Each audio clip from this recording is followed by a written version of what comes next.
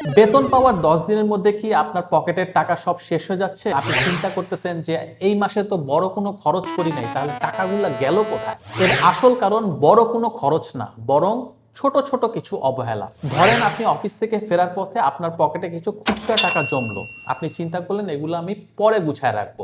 কারেন্টের বিল অথবা ক্রেডিট কার্ডের বিল আপনার ফোনে মেসেজ আসার পরে আপনি চিন্তা করলেন এগুলো আমি পরে দিব। এই পরে পরে করতে গিয়ে কিন্তু আমরা একসময় ভুলে যাই এবং মাস শেষে আমাদের কারেন্টের বিলের জরিমানা গুনতে হয় এবং ক্রেডিট কার্ডের বিলটা কিন্তু সুদে আসলে বেড়ে যায়। এমন ছোট ছোট লসগুলাই কিন্তু মাস শেষে অনেক বড় হয়ে দাঁড়ায়। এর সমাধান হচ্ছে 1 মিনিট রুল। যে কোনো আর্থিক লেনদেন করতে যদি আপনার 1 মিনিটের কম সময় লাগে, তাহলে সেটা তৎক্ষণাৎ করে ফেলাটাই বেটার। ক্রেডিট কার্ডের বিল দিতে আপনার সর্বোচ্চ 1 মিনিট লাগবে, আপনার কারেন্টের বিল দিতে আপনার সর্বোচ্চ 45 সেকেন্ড লাগবে। এগুলো তৎক্ষণাৎ করে ফেলাটাই বেটার। পরে করব এই চিন্তা করলে আপনি একসময় ভুলে যাবেন এবং আপনাকে মাস শেষে জরিমানা গুনতে হবে। সুতরাং মনে রাখবেন, বড় কোনো সেভিংস করতে চাইলে আপনাকে সবার আগে এই ছোট ছোট অপচয়গুলো বন্ধ করতে হবে। ভিডিওটা ভালো লাগলে সবার সাথে শেয়ার করবেন যেন সবাই জানতে পারে, আর চ্যানেলটি ফলো করতে ভুলবেন না। Thank you. আসসালামু আলাইকুম।